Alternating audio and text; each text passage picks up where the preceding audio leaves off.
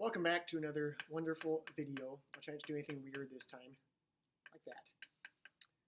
I'm going to do question number 11 out of your stoichiometry notes.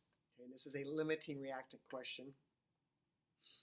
Again, a limiting reactant, first of all, has to be a reactant. So these two things can be a limiting reactant. Those are products cannot be. The limiting reactant is the thing that runs out first. So we talked about like a match burning in a jar, the oxygen is the limiting reactant. The reaction can only go as far as the oxygen lasts. So if these are not in the correct ratios, one of them will run out before the other one. That's the limiting reactant.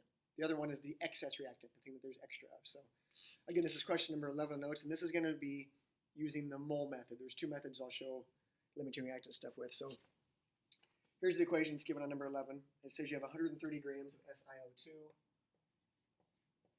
and you have 150 grams of this. So I want to figure out which of those runs out first. Now some people might say, well, it's a 1 to 4 ratio, and this is not 4 times bigger, so that must run out first. But that's not the case because remember, this ratio is in terms of moles. Okay, so first thing I'm going to do with this problem is turn that into moles, and see if they're in a 1 to 4 ratio. So 130 grams of SiO2. It is 60 grams for a mole. So that's 2.17 moles of SiO2. Again, that's just how much is available. Doesn't mean all that's going to be used in the reaction. And then 150 grams of HF, and it's 20 grams per mole. So 7.5 moles hydrofluoric acid or hydrogen fluoride. Again, we want to know which one runs out first. So if we look at our ratio, we can't just say, well, this one's less, so it runs out first. We have to look at the ratio. For every 1 mole of this, we need 4 moles of that. So this needs to be 4 times bigger.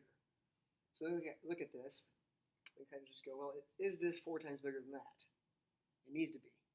It's not 4 times bigger, so that is your one that's going to run out first. If you have weird numbers here, you can always divide by the smallest one and see what the ratio is. But in this case, I know this is not 4 times bigger, and it needs to be. So this is our limiting reactant. I'll just put LR. That's the limiting reactant. So this is all going to be used, all 150 grams, all 7.5 moles. There's going to be extra of that. So this is our excess reactant.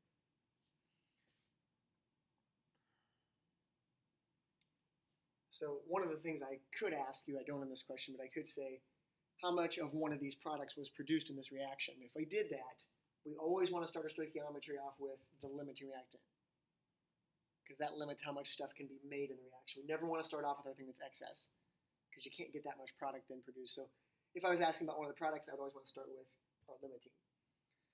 The last part of this is saying, how much excess is there of this?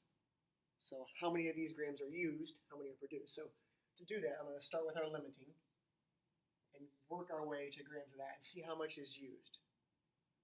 So I'm going to say, and I can start with 150 grams or with 7.5 moles, either one.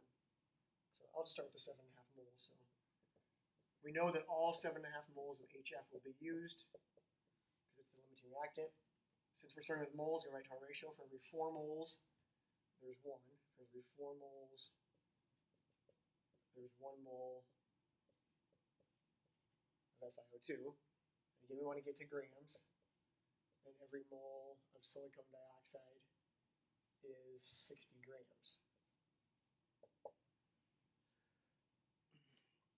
That gives us 112.5 grams of silicon dioxide that is used. Again, that's the amount that's used. It's not how much is left over. Saying if we use 150 grams of this, we're going to use 112.5 grams of that. Well, we had 130 grams of it initially. So if we want to know how much excess there is, we need to subtract these two and see how much is left over. So we can do 130 grams minus 112.5 grams, which is going to give us 17.5 grams of excess SiO2. And again, that SiO2 is not used completely because we ran out of HF. There's nothing else for it to react with. All ran out. That's one way to get a limiting reactant. thank you for viewing today. It was really good to see you here.